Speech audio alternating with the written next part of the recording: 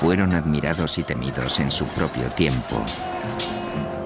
Antiguos guerreros que inventaron los campos de entrenamiento de reclutas, el asalto frontal, la educación subvencionada por el Estado y un estilo de vida y una estética que aún hoy llevan su nombre. Son los espartanos, y esta es su historia. Esparta. Código de honor. Primera parte. Año 480 a.C. Un estrecho paso de montaña en las Termópilas, a unos 140 kilómetros al noroeste de Atenas, Grecia. Fue el momento y el lugar que inmortalizaron para siempre la esencia de Esparta. Un único acontecimiento al que las generaciones futuras se referirían una y otra vez como uno de los momentos más decisivos de la historia. La memoria de la civilización occidental ha olvidado lo que pasó en las Termópilas. En las Termópilas se hizo realidad un mito. Ni el propio Shakespeare hubiera podido urdir una historia clásica tan perfecta. Una falange de 7.000 soldados griegos avanzaba hacia el ejército invasor persa, formado por varios cientos de miles de hombres. Los griegos estaban en clara inferioridad numérica, pero presionaron, confiando en que los 300 hombres apostados en las líneas del frente eran capaces de llevarlos a la victoria, solo porque estos hombres eran espartanos. Un soldado espartano aislado es tan bueno como cualquier otro soldado. Pero si reunimos a un grupo de soldados espartanos, tendremos un ejército mejor que cualquier otro en el mundo. La sola vista del símbolo del ejército espartano, la lambda, estampado en una pared de escudos, a menudo bastaba para asegurar la victoria. No podía compararse a ninguna otra en el mundo. Fue la cultura militar por excelencia de toda la historia de las sociedades civilizadas. Aún en enorme desventaja numérica, los griegos consiguieron detener el ataque persa mediante un combate que se prolongó 2 días enteros. Al final, el rey de Esparta, Leónidas, reconoció que la derrota era inevitable. Ordenó entonces a los miles de soldados griegos que quedaban que pusieran a salvo sus vidas. Pero hasta el último de los 300 espartanos mantuvo su posición y luchó. Solo porque eran espartanos. La resistencia en las Termópilas alimentó la moral griega y encolerizó a los persas, que recibieron un claro mensaje: no os mezcléis con nosotros. La resistencia de los espartanos en las Termópilas se convirtió en el clásico ejemplo de caso en el que se pierde la batalla, pero se gana la guerra. Las Termópilas han permanecido en la historia como algo grande, casi como una palabra clave para referirnos al concepto de entregar la propia vida, incluso desafiando a la muerte. Aquellos soldados lucharon con ahínco en una batalla perdida, solo para defender su dignidad y su país. Se convirtieron en la fuerza militar más impresionante que el mundo haya conocido. Para producir este tipo de hombres, hombres que luchaban tan metódicamente enfrentándose a una muerte inminente, se requería una sociedad muy especial. Los espartanos son el reflejo de un aspecto crucial de la naturaleza humana: la búsqueda de la pureza, del orden, de la armonía. Una búsqueda que nos da el valor suficiente para no temer a la muerte, que nos impulsa a luchar a cualquier precio por un ideal como la libertad. Si bien hoy se piensa en Atenas como en la cuna de la civilización occidental y el cénit de la cultura griega, era Esparta a quien muchos de los griegos de la Edad de Oro dedicaban su admiración. Estaban verdaderamente considerados como el sumum de la civilización griega, pero representaban una utopía en el sentido de que estaban entregados al ideal de virtud, de servicio a la comunidad, de desinterés y de unidad. Lo que más valoraban las ciudades-estado griegas era la libertad respecto al intervencionismo exterior, el sentido de pertenecer a un sitio y el éxito en la batalla. Esparta era rica en estos 3 valores. Durante el dominio de Esparta, la antigua Grecia era un conjunto de más de 1000 comunidades con gobierno propio, denominadas ciudades-estado. Una ciudad-estado es una ciudad que a todos los efectos prácticos funciona como un estado o un país con su gobierno propio, su ejército propio, su armada propia y sus propias leyes. Estos estados se distribuían por todas partes. Muchos de ellos fueron muy significativos para la cultura griega. Los orígenes de Esparta se remontan al siglo XII a.C., época de grandes cambios en el mundo antiguo, cuando el poder egipcio languidecía y daba paso al florecimiento del segundo imperio babilónico. Según la leyenda griega, Esparta nació fruto de la violencia y la conquista, cuando en el 1150 a.C., los invasores del norte, que se creían descendientes de Hércules, iniciaron su avance hacia el sur para reivindicar lo que ellos consideraban tierras de sus ancestros. Cuando el rey Lacedemón tomó la península central, le puso Laconia en su propio nombre. A su capital principal la nombró Esparta, como su reina. Durante casi 400 años, hasta el 750 a.C. aproximadamente, Esparta fue el núcleo religioso, cultural y de gobierno de Laconia. Florecieron entonces la música y las artes. Son célebres los maravillosos coros de mujeres espartanas. Además, Esparta contaba con una magnífica cerámica con la que comerciaban y eran famosos por sus trabajos en bronce. Estos son ejemplos muy tempranos de arte lacónico.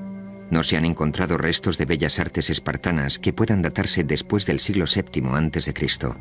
Es como si el pueblo de Esparta hubiera dejado simplemente de dedicarse a ello.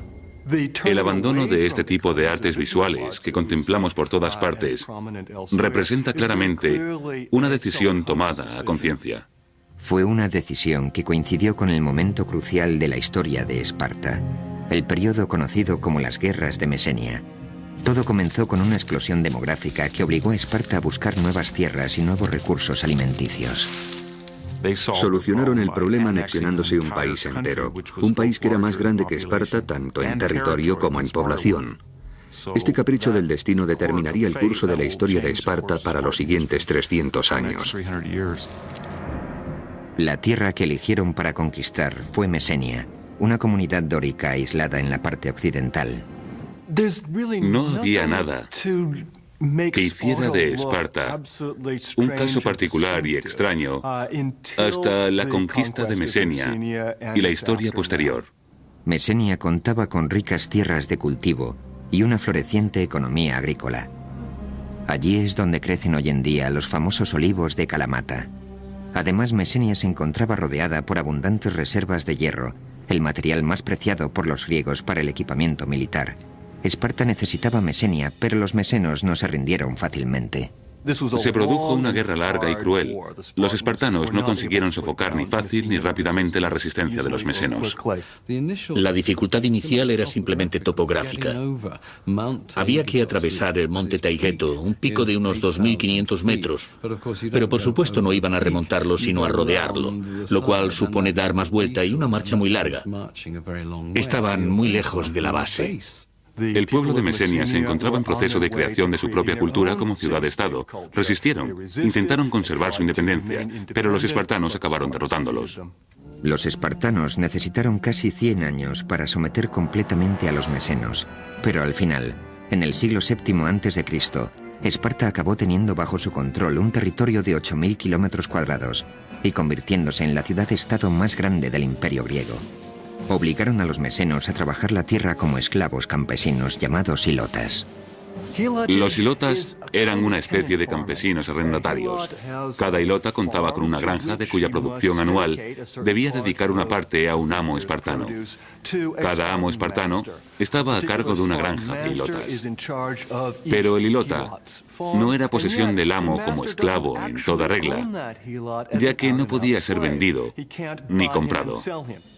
Ninguna otra ciudad-estado intentó esclavizar a todo un pueblo griego. Mesenia contaba con 250.000 habitantes aproximadamente y la sociedad espartana estaba formada por unos 10.000 soldados espartanos, así que estaban en clara desventaja numérica. Esparta debería considerarse como un país bajo sitio, comparable en cierto modo a la actual Israel, salvando las numerosas diferencias, por supuesto. Pero espartanos e israelíes tienen en común que no podían permitirse el lujo de ignorar sus necesidades de seguridad. La situación requería que los espartanos remodelaran su sistema de arriba a abajo. Redactaron nuevas normas que controlaban cada aspecto de las vidas de sus ciudadanos. Era una población griega dedicada por entero al arte de la guerra. Según el historiador griego Plutarco, el arquitecto de esta nueva ciudad-estado fue un legislador espartano llamado Licurgo. Se sabe que Licurgo viajó por todo el Mediterráneo, recogiendo lo mejor de los sistemas militares de Creta, Jonia y Egipto.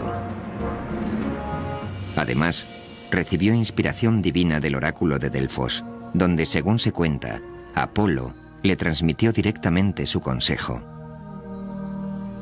A partir de estas nuevas directrices de disciplina, Esparta poco a poco fue transformándose en una gran sociedad militar. Los ejércitos o las fuerzas de defensa de aquella época no eran más que milicias, granjeros que sacaban sus lanzas del desván y partían hacia la batalla. Licurgo, el fundador pionero de Esparta, por llamarlo así, diría: vamos a dar un giro en este sentido, y a partir de ahí se conformó toda la sociedad espartana, para bien o para mal. Sus leyes fueron acatadas porque las dictaba el oráculo de Delfos, que exigía su cumplimiento, como si de normas divinas se tratara. Puede que Licurgo existiera, o que fuera un instrumento de leyenda, pero en cualquier caso, los espartanos creyeron que había sido la divina voluntad de Apolo la que les había permitido crear un plan magistral para Esparta. Su sociedad se basaba en una pirámide de poder. En el pico se situaban los casi 10.000 hombres que formaban la élite espartana. Se llamaban en griego homoioi, es decir, los iguales. En teoría, cada uno de ellos tenía las mismas riquezas y la misma influencia en el gobierno. El objetivo consistía en construir una sociedad de iguales, un ejército de guerra donde no hubiera espacio para la disensión, un sistema político basado en la unidad. Todo estaba dirigido hacia la homogeneidad, la similitud, si queremos. Esta era una de las claves del sistema espartano. Buscaban la estabilidad, el orden, la obediencia. Bajo los homoioi se encontraban las casi 50 o 60.000 personas libres que vivían en Laconia, principalmente a las afueras de la capital, Esparta. Se llamaban perioikoi, los de los alrededores. Estos eran ciudadanos libres, pero no podían tomar parte en las decisiones políticas. Además, se les obligaba a seguir a los espartanos donde quiera que estos fueran. Los perioikoi constituían esencialmente una clase media sin derecho a voto que permitía a los homoioi estar siempre preparados para la guerra. Del amplio volumen de comercio, manufacturas y artesanía que era necesario para la subsistencia de la sociedad espartana, al fin y al cabo, alguien tenía que construir las armas. Se encargaban los perioikoi. Gracias a ellos todo funcionaba porque descargaban de responsabilidades a sus coetáneos espartanos, así que estos contaban con todo su tiempo para el entrenamiento atlético o de cualquier otra forma de guerra. El resto de objetivos innecesarios para la nueva máquina espartana fueron abandonados. Creo que uno de los precios que los espartanos pagaron por esta solución al problema fue el empobrecimiento cultural que se impusieron a sí mismos, porque la creatividad artística requiere cierto grado de libertad que creo que les habría desestabilizado. En la base de la pirámide, y con clara ventaja numérica sobre cualquier otra casta, encontramos a los hilotas. Las mujeres y las hijas de la élite espartana se encargaban de sus casas. Este sistema dejaba la polis, la ciudad-estado griega, como única responsabilidad de los iguales. Estaban dispuestos a llegar a las que luego se revelaron como medidas extremas para formar un estado que nunca antes se había visto y que supongo que no se ha vuelto a ver desde entonces. En las siguientes décadas, Esparta ideó un nuevo sistema de gobierno que controlaría a todos y cada uno de los ciudadanos, desde la cuna hasta la tumba.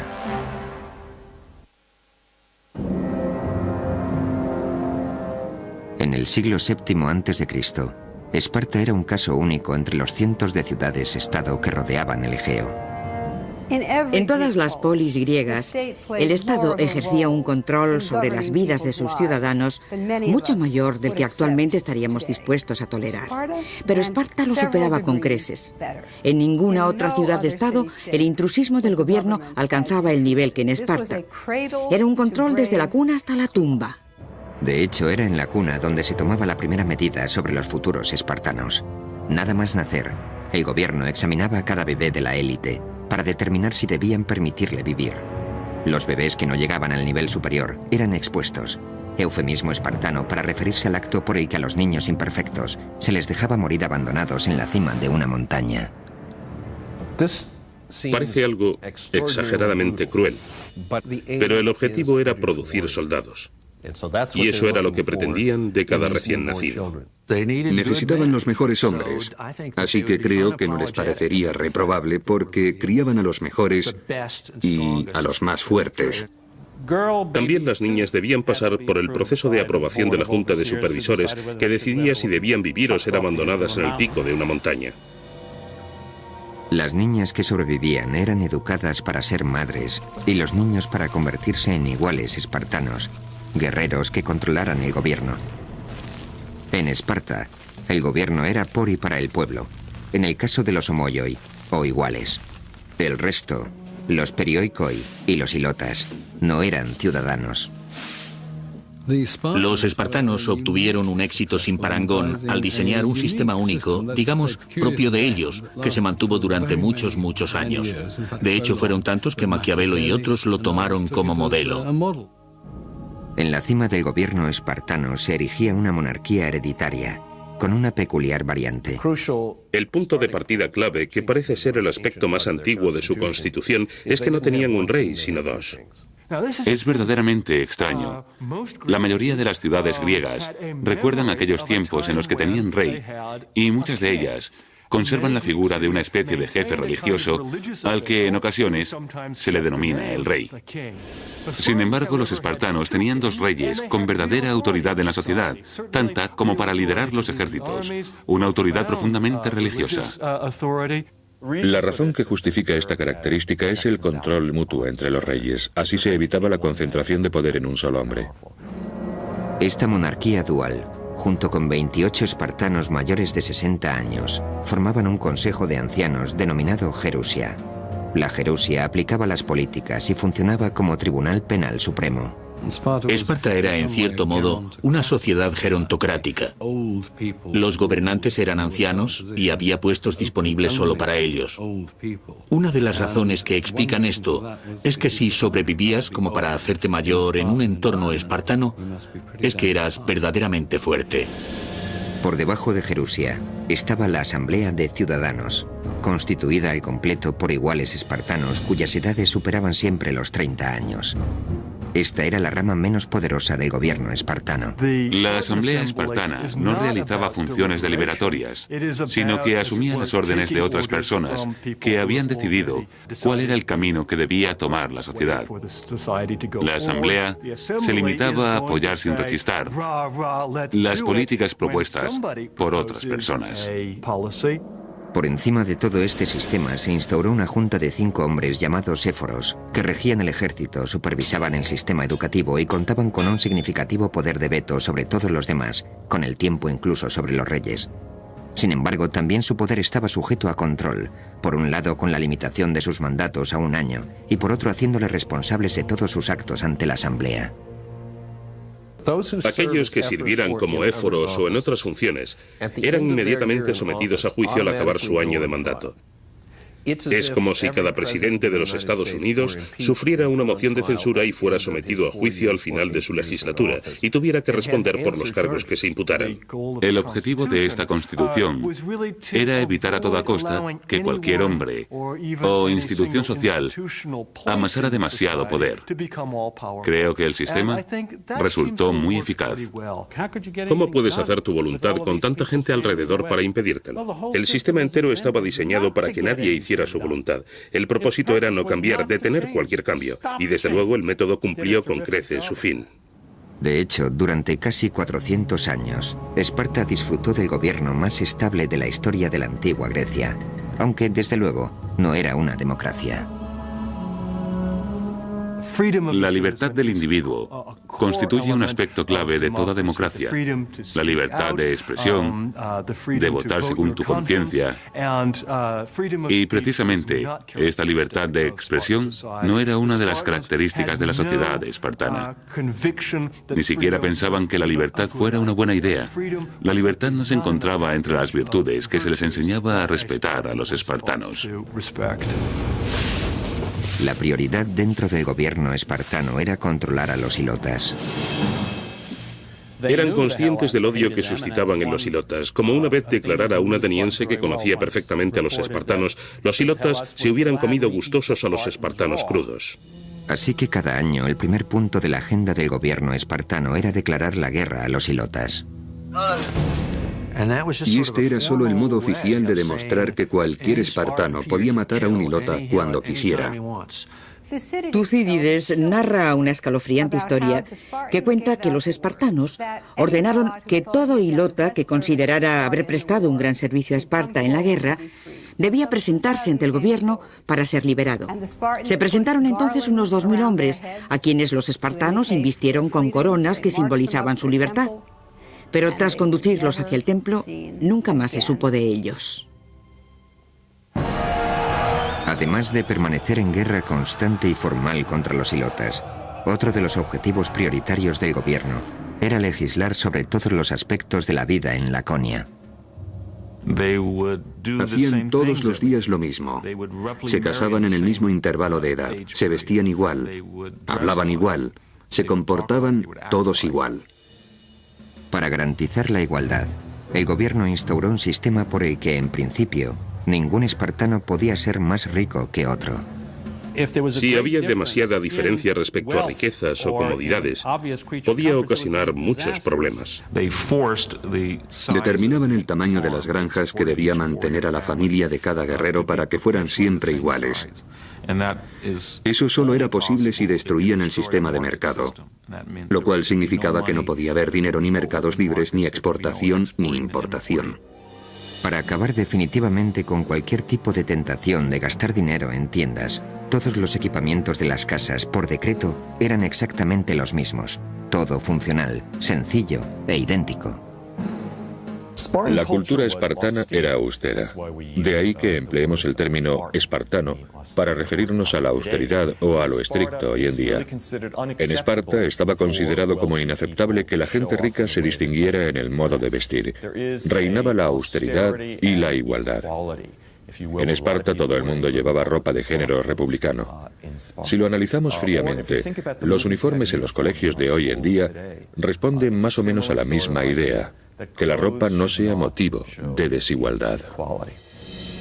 Incluso el discurso de la élite lacónica tenía que ser austero. Los espartanos estaban entrenados para ser hombres de pocas palabras. Ello concordaba con la sencillez y la fuerza de los guerreros espartanos.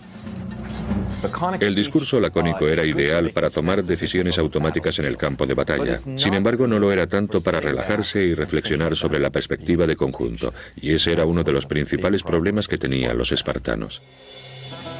Para mantener este sistema en pie, la posición de Esparta respecto a política exterior era igualmente lacónica: no mezclarse con extraños. No querían que nadie supiera demasiado sobre Esparta. Más aún, no querían que los propios espartanos supieran demasiado acerca del resto del mundo.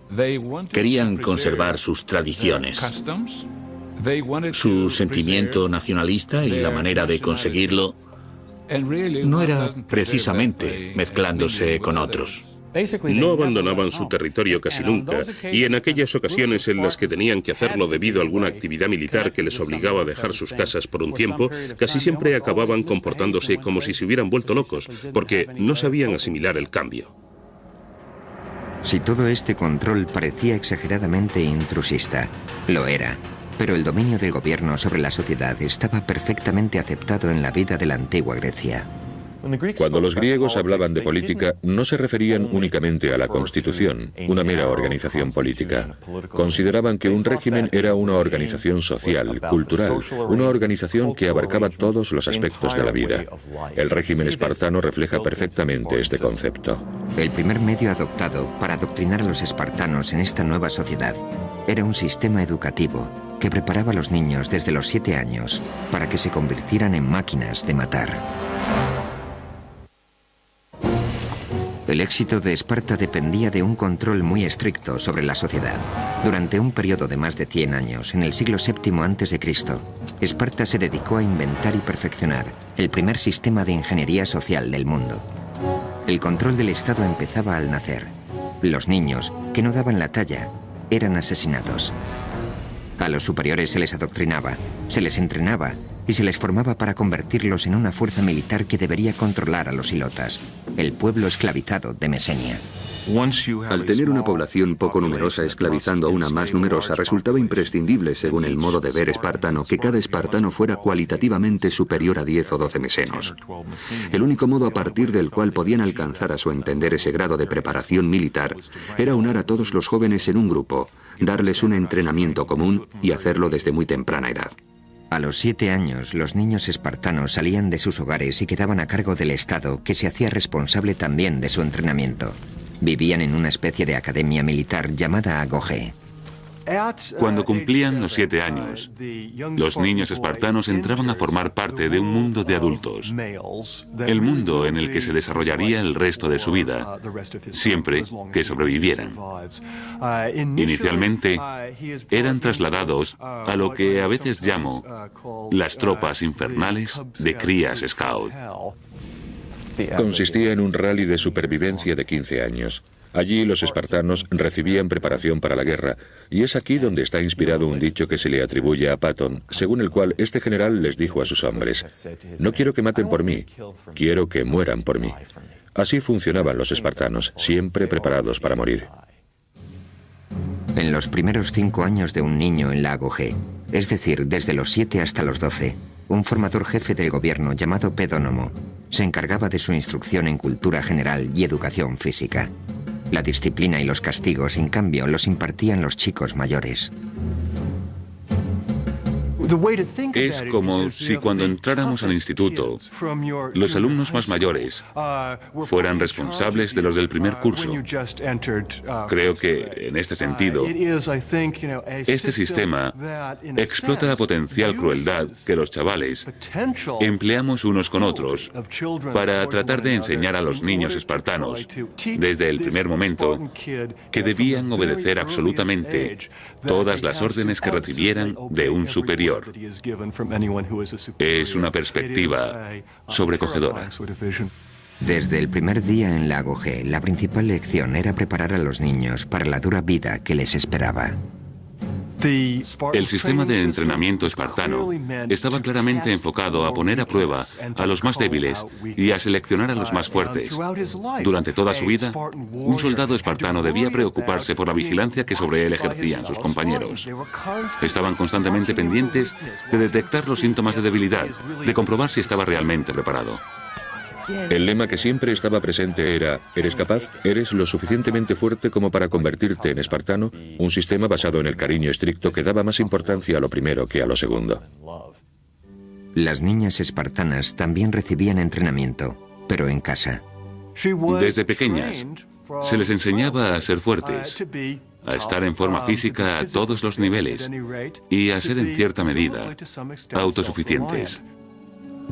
Como el sentido de su vida no era otro que producir hijos que defendieran a la comunidad, comían bien, participaban en competiciones atléticas, etc. En cierto modo eran criaturas que recibían una atención privilegiada. A los 12 años, los niños espartanos entraban en el segundo nivel de entrenamiento en la Agogé, y las condiciones eran aún más insufribles. A cada niño se le otorgaba un solo manto como vestimenta. Era lo único que se les permitía llevar durante todo un año. Además, se les obligaba a ir descalzos, todo por hacerles fuertes tanto física como mentalmente. Cualquiera que haya estado en invierno en Laconia sabe que la sola idea de tener que ir descalzos y con un manto como único abrigo podría matar a cualquier norteamericano actual en cuestión de minutos. Cansados y muertos de frío. Además, los niños estaban hambrientos. De cocinar las cenas, si se puede llamar cocinar, se encargaban los silotas. Preparaban comidas nada apetitosas. El plato más famoso de los espartanos era el llamado sopa de sangre, que consistía básicamente en cerdo flotando sobre una gran cantidad de sangre. Aquellos que visitaban Esparta quedaban petrificados por su dieta. Como prueba nos ha quedado la descripción que hizo un sibarita visitante del norte. Vino a Esparta y después de probar la sopa dijo: ahora entiendo por qué los espartanos están tan dispuestos a morir. La sopa no solo estaba mala, sino que encima era insuficiente. El alimento bastaba para sobrevivir, pero no para ser felices. Enseguida aprendían que si querían comer hasta saciarse, hasta sentirse llenos, tenían que aprender a robar el alimento. Este constituía uno de los métodos empleados, por un lado para agudizar su ingenio y por otro para enseñarles tácticas de supervivencia, porque todo formaba parte de un sistema que pretendía producir el tipo de espartano capaz de conseguir lo que fuera en campo abierto y sobrevivir en caso necesario. Si a un niño espartano lo descubrían robando, lo castigaban, pero a un niño espartano que no lo hiciera sería considerado un completo inútil. Si se te daba bien robar y nunca te cogían, entonces no cabía duda de que prosperarías. Plutarco incluso llegó a registrar el punto hasta el que un niño llegaba para no ser sorprendido. Según sus consideraciones, un niño muy hambriento se atrevería a robar una cría de zorro para comer. Si su superior sospechara que el niño había robado el zorro, el niño se escondería el feroz animal bajo el manto y se dejaría morder por él hasta morir antes de descubrirse. En todo el mundo antiguo, esto se consideraba como una prueba de la resistencia de los espartanos. Los niños aprendían a ser inquebrantables, a dominar el dolor, a ser respetuosos con sus superiores. Tengamos en cuenta, además, que se lo estaban comiendo vivo por dentro.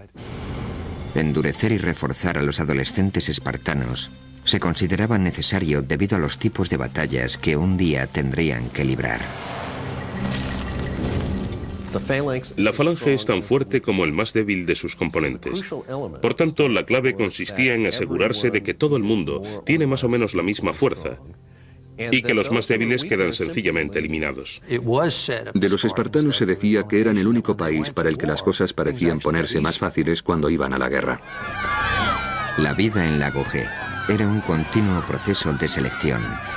A los niños se les exigía que pasaran una prueba tras otra, de fuerza, de flexibilidad, de resistencia y de astucia.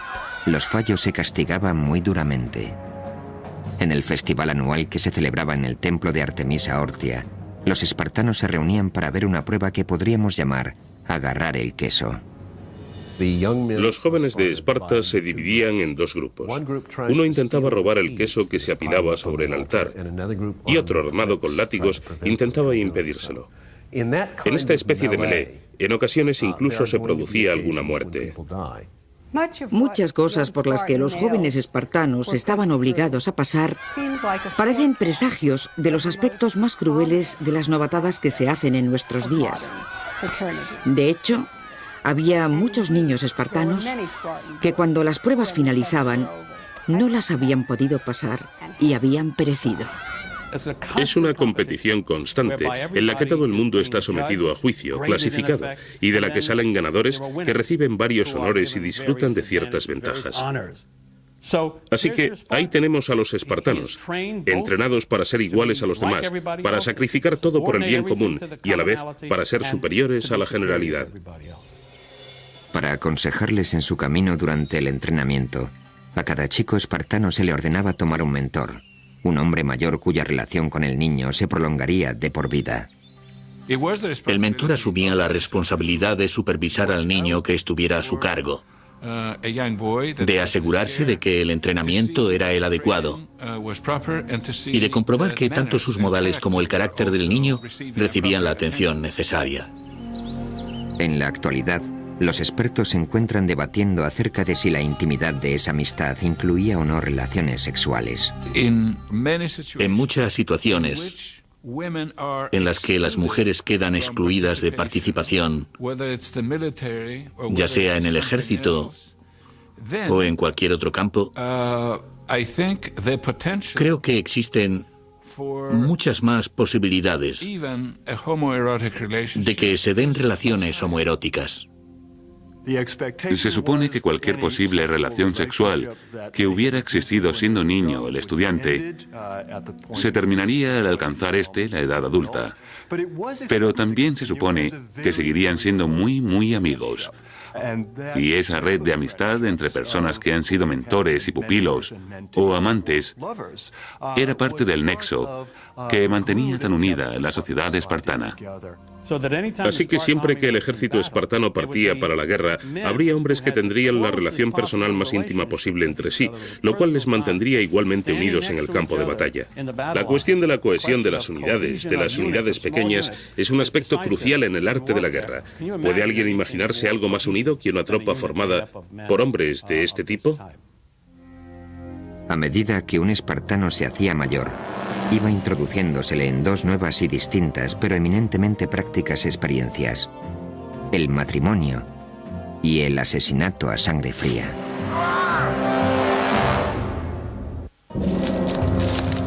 El legado de Esparta no es solo la creación del concepto de disciplina militar, sino su perfeccionamiento a través de una estructura social y un programa de entrenamiento que empezaba a los 7 años.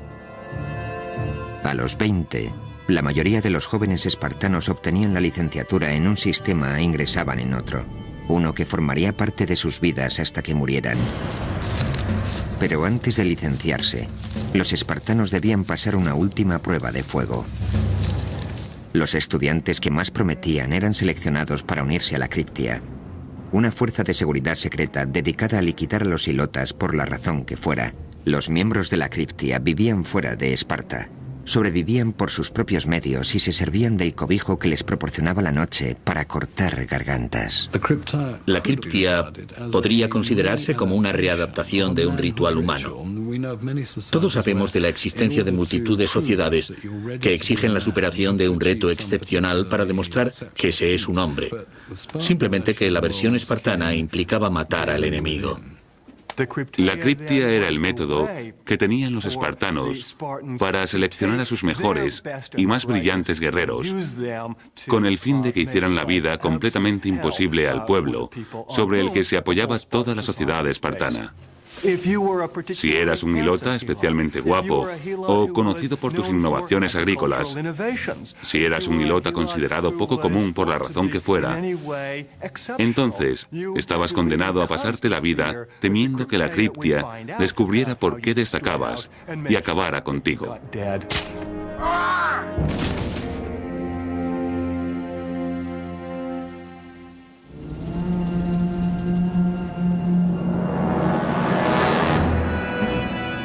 Tras su paso por la Criptia, los jóvenes espartanos se unían a pequeños regimientos de 15 miembros cada uno.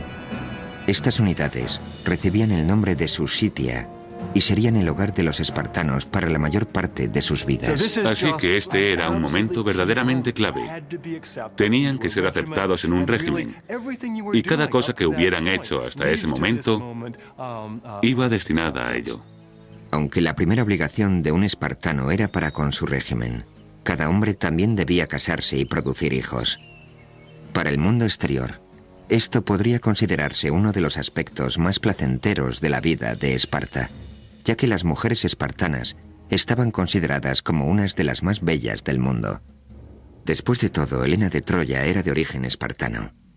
Pero para los hombres y las mujeres espartanos que apenas tenían contacto entre ellos de niños, el cortejo y el matrimonio constituían tan solo otra obligación más para con el Estado, que requería algunos de los rituales más extraños de la sociedad espartana.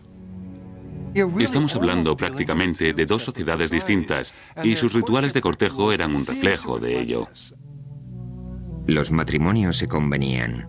No se celebraba ceremonia de boda. En su lugar, las nupcias tomaban forma de secuestro ritual.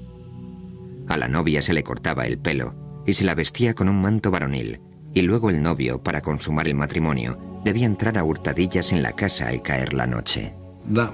Así daba comienzo el matrimonio, la vida de casados. Un modo particularmente triste, a mi entender. De hecho, el único momento en que los hombres recién casados podían acudir a su casa era por la noche, y con el solo propósito de dejar embarazadas a sus mujeres. Esto formaba parte de la ley de Licurgo, mantener la pasión viva poniéndoles difícil el encuentro a los amantes, convertirlo en una aventura, hacerles entrar a hurtadillas en secreto por la noche y luego, tan pronto como hubieran consumado su amor, el hombre debía volver al lugar donde dormía junto con los demás jóvenes. Así se dice que no era nada fuera de lo común que un marido espartano no viera a su mujer a plena luz del día hasta los 30 años. Al analizar estos controles exhaustivos sobre los impulsos humanos que formaban parte de todo el sistema, nos damos cuenta de que estamos hablando de una sociedad muy extraña. Según la ciudad-estado, el fin del matrimonio era tener hijos, preferiblemente varones. El único modo en que un espartano podía conseguir que su nombre se grabara en su tumba era haber muerto en una batalla por Esparta. El único modo en que una mujer podía conseguir lo mismo era haber muerto dando a luz. La reproducción resultaba tan importante que los espartanos recorrían distancias inimaginables para asegurarse de que sus mujeres tenían el mayor número posible de niños saludables. También se producían curiosidades muy extrañas, por cierto, como que los hombres propusieran a chicos jóvenes a quienes ellos consideraban mejor dotados para que tuvieran relaciones con sus mujeres, pensando que así esa descendencia sería mejor que ellos mismos. En este tipo de tendencia eugenésica, la idea de contar con un espartano puro y de que éste debía continuar la línea genética de espartanos constituía el centro de todas las preocupaciones. Todos estos controles sobre el matrimonio y la familia estaban destinados a evitar que los hombres se distrajeran de su auténtico propósito: la instrucción y el entrenamiento, la hostigación a los ilotas y la conservación de la propia superioridad espartana. Si los espartanos pensaban en lo más profundo de su corazón que eran puramente hombres de virtud, o si en su interior se decían, ojalá pudiera pasar de vez en cuando un fin de semana en Atenas para divertirme por fin, no lo sabremos nunca. Pero lo que sí sabemos es que los espartanos crearon una imagen de sí mismos como de seres satisfechos al 100% con sus vidas perfectamente virtuosas. La gran ironía, sin embargo, fue que aunque contaban con el ejército mejor entrenado del mundo, los espartanos no lo empleaban para enfrentarse a otros ejércitos. Era una máquina militar magnífica, pero la actitud de los espartanos parecía ser la de no arriesgarla, no usarla. Contemplémosla. Pulamos los escudos y no los usemos a menos que sea estrictamente necesario. Fue un sistema que funcionó extraordinariamente bien en Esparta durante 2 siglos. Luego, por razones que no están del todo claras, Esparta empezó a mirar más allá de sus propias fronteras con el fin de conquistar nuevos pueblos. Quizá la máquina de guerra sufría el peligro de quedarse obsoleta por el desuso. Quizá simplemente anhelaban participar en una guerra de verdad. Los espartanos pensaban que sus 2 grandes enemigos, los argivos y los tegeos, iban a ser muy fáciles de derrotar. Además, estaban preparados para expandirse, como lo estaban para anexionar más territorios a su sistema. Al mismo tiempo, en el horizonte, empezaba a perfilarse la verdadera amenaza contra la supremacía espartana. Una nación de más de 1 millón de soldados cuyo único pensamiento era conquistar Grecia, los persas. A principios del siglo V, empezarán primero con la conquista de la parte griega de Jonia en Asia Menor y luego volverán su mirada hacia el gran continente. Así se explicará el curso de la historia de Grecia durante los 2 siglos siguientes. Durante las generaciones venideras, todo el mundo griego sentiría la amenaza persa. La manera en que Esparta y Atenas reaccionaron a dicha amenaza dividiría y uniría el mundo griego.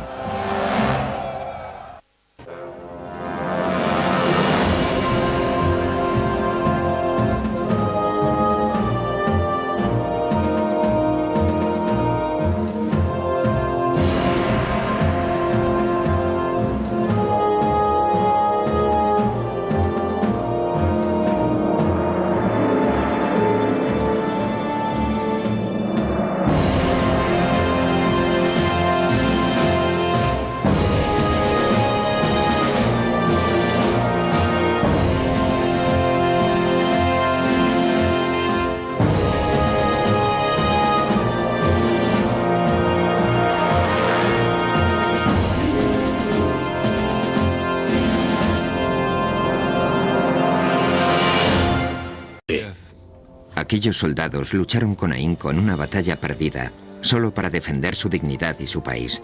Se convirtieron en la fuerza militar más impresionante que el mundo haya conocido. Para producir este tipo de hombres, hombres que luchaban tan metódicamente enfrentándose a una muerte inminente, se requería una sociedad muy especial. Los espartanos son el reflejo de un aspecto crucial de la naturaleza humana: la búsqueda de la pureza, del orden, de la armonía. Una búsqueda que nos da el valor suficiente para no temer a la muerte, que nos impulsa a luchar a cualquier precio por un ideal como la libertad. Si bien hoy se piensa en Atenas como en la cuna de la civilización occidental y el cenit de la cultura griega, era Esparta a quien muchos de los griegos de la Edad de Oro dedicaban su admiración. Estaban verdaderamente considerados como el sumum de la civilización griega, pero representaban una utopía en el sentido de que estaban entregados al ideal de virtud, de servicio a la comunidad, de desinterés y de unidad. Lo que más valoraban las ciudades-estado griegas era la libertad respecto al intervencionismo exterior, el sentido de pertenecer a un sitio y el éxito en la batalla. Esparta era rica en estos tres valores. Durante el dominio de Esparta, la antigua Grecia era un conjunto de más de 1000 comunidades con gobierno propio, denominadas ciudades-estado.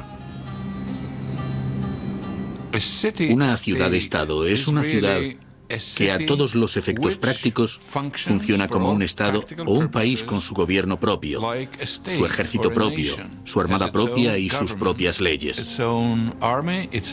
Estos estados se distribuían por todas partes. Muchos de ellos fueron muy significativos para la cultura griega. Los orígenes de Esparta se remontan al siglo XII a.C., época de grandes cambios en el mundo antiguo, cuando el poder por excelencia de toda la historia de las sociedades civilizadas. Aún en enorme desventaja numérica, los griegos consiguieron detener el ataque persa mediante un combate que se prolongó 2 días enteros. Al final, el rey de Esparta, Leónidas, reconoció que la derrota era inevitable.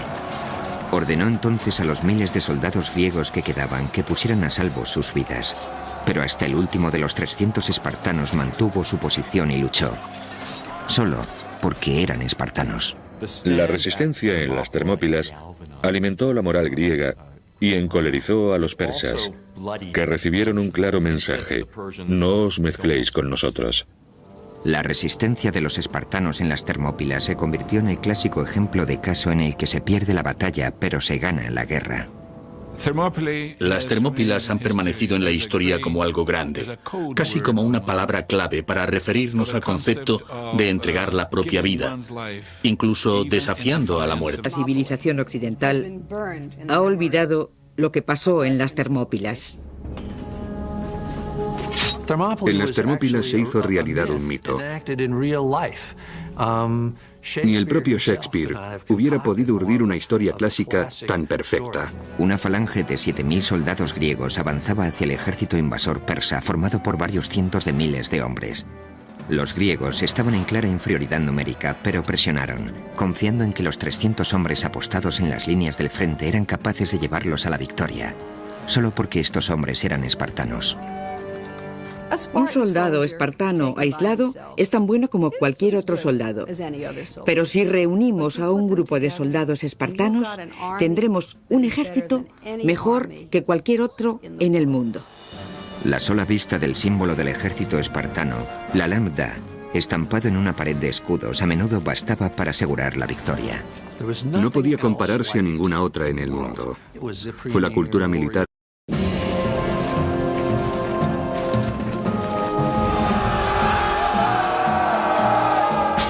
Fueron admirados y temidos en su propio tiempo.